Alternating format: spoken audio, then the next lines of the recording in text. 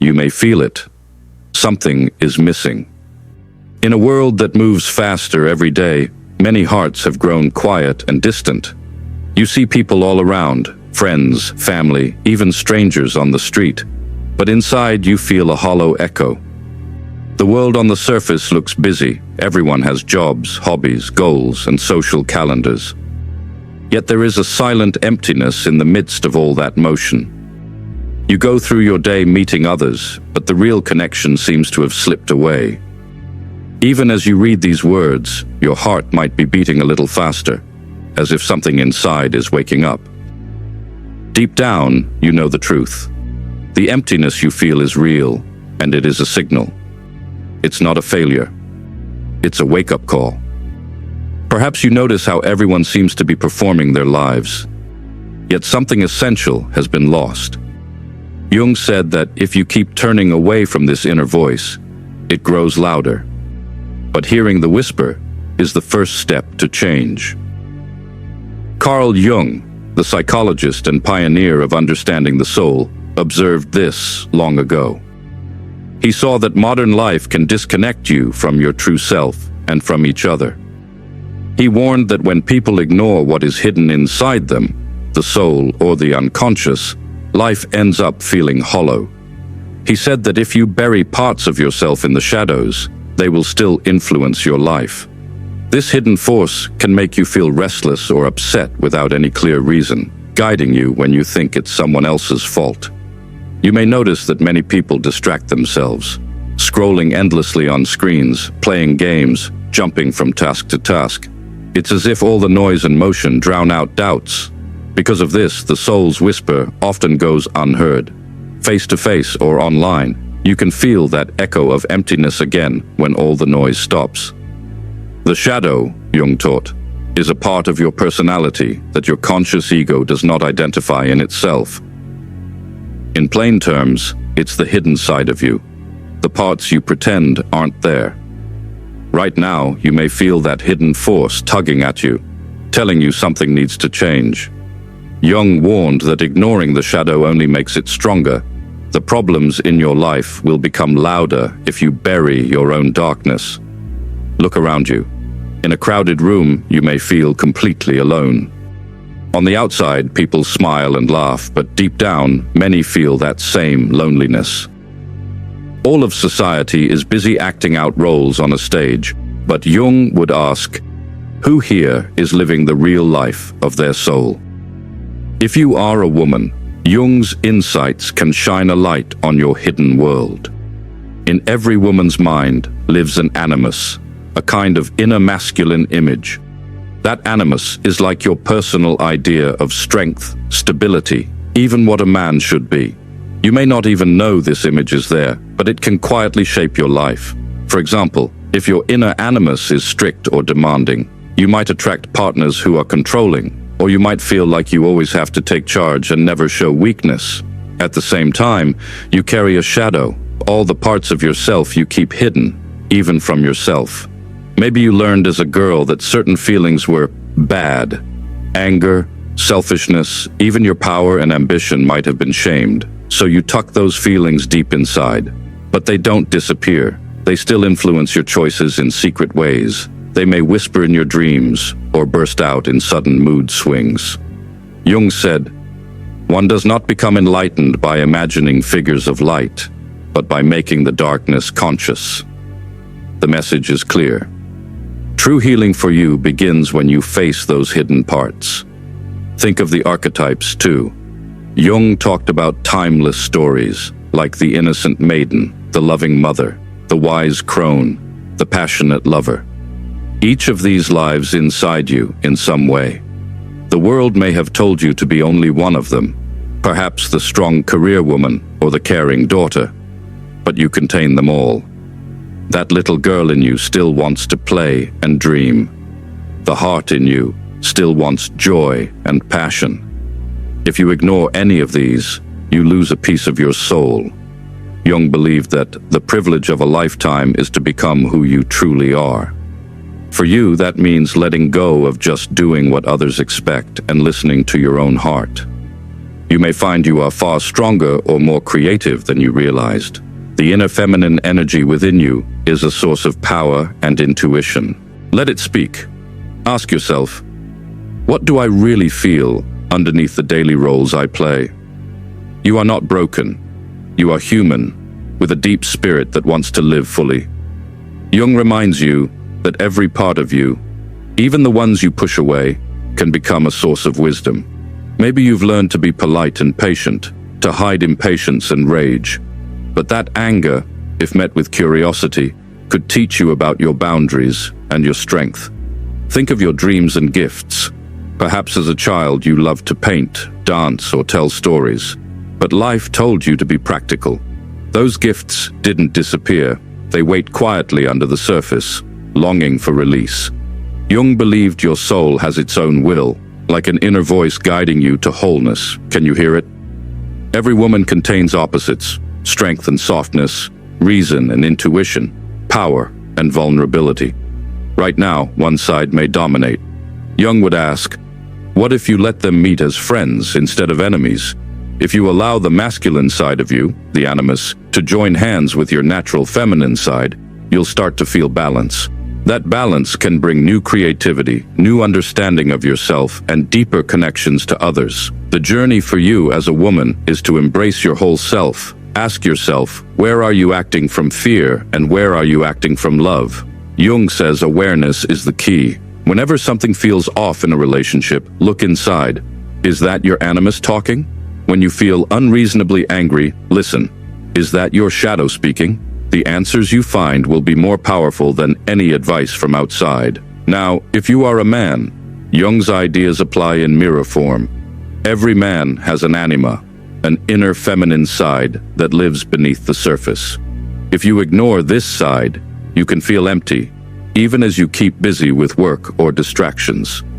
Society may have taught you to be tough or stoic, to push your emotions down, but deep inside, there is a part of you that longs for tenderness, creativity, or simple connection. If that anima is unconscious, a man might misunderstand women or life.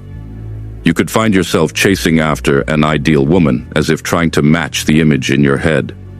Or you might push women away, thinking you must always be self-sufficient. Jung taught that this inner feminine can appear in dreams or fantasies, but if it is always denied, it can come out as anger, confusion, or even paranoia. You also have a shadow, just like anyone. The shadow for a man might be anger, fear, or sadness you won't admit. Perhaps as a boy you were told to man up, so you stopped crying or expressing hurt. Those bottled feelings didn't vanish. They remain in your shadow, tugging at your mind. Jung said, true courage is not the absence of fear, but facing it honestly. Imagine a man who finally sits alone and lets himself cry. That could be the strongest thing he ever does. You might notice patterns in your life that don't make sense at first. Jung would invite you to ask, what do these patterns show about me?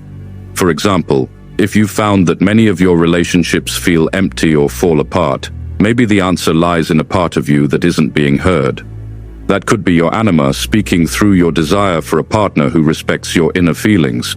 Your culture may have taught you to mask your fears, but Jung said that true strength comes from facing fear, not hiding it. What if feeling is not weakness, but information? A strong man feels deeply and acts from clarity, not just muscle. When you sit with your feelings, you can transform them. Anger can teach you about your boundaries. Sadness can open the door to empathy. Think of a moment when you felt furious or hurt. What was beneath that? Often anger hides hurt or fear. What if you followed that trail? You might discover an old wound or a dream you gave up on. Jung believed that these wounds want to be healed through consciousness. Once you become aware of them, they lose their power to control you. It may feel like the world around you values power and success over softness. But what if you allow yourself some softness? To be kind, to listen, to create. Jung said that the anima can awaken a man's creativity and warmth. Maybe there is a story inside you, a poem or a melody waiting to come out once you give yourself permission. So hear this. You carry something amazing inside you. It's the same spark of life that beats in every being. Jung would ask you now, are you living by your soul's compass or by a script someone else wrote? The power to change your path is yours. It begins by acknowledging the truth of your heart. Across genders, Jung noticed a common thread. Both men and women are losing touch with something deep inside. Modern culture has something to do with it. You live in a world of images where ads, news, and opinions bombard you every day. They shout at you how you should look, act, and feel. They tell you how to be successful, how to attract a partner, what kind of house or car will make you happy. It feels as if life is a performance, and you must always look perfect on stage. But Jung warned us, these are just illusions, not the truth of who you are. Your persona, the mask you wear for the world, is like a costume for that stage. Perhaps you spend hours making sure your persona is flawless, acting confident on the outside, making money, winning awards, and you hide behind that image, believing it makes you valuable. Jung said the persona is necessary to deal with society, but it can become a trap. If you only care about the persona, your soul will feel starved for authenticity. Deep inside, the collective unconscious whispers through myth and dream. Jung believed we share a deep well of symbols and stories. Yet culture often ignores that well and pushes new idols, pop stars, media images, or the latest trend. You might find yourself worshipping things like fame or power or the perfect romance, thinking they will fill the gap inside. But as Jung warned, until you make the unconscious conscious, it will direct your life and you will call it fate. If you never look within, hidden forces will guide you without you even knowing. Take a look at the bigger picture. Around the world, people have built machines that can conquer space, but many souls remain unfree. The economy grows, but so does anxiety and depression. This is no accident. Jung said that if the collective spirit is neglected, even progress can feel empty. You might have heard people say, "Money can't buy happiness." That sounds wise, but many of us keep forgetting it. Instead, we work harder for a bigger salary or a bigger car, only to find the same emptiness. Jung would remind you that these outer things are like mirages. They shimmer and draw you on, but they never quench the thirst of the soul. In many homes and offices, conversations revolve around celebrities or politics. Notice what never gets talked about: purpose, meaning, inner peace. Jung believed that ignoring the deep questions of life is like forgetting a friend. You may achieve many goals, but one day you could ask, what did it all mean? Society may tell you to focus on your image and ignore your soul, but that creates a divide.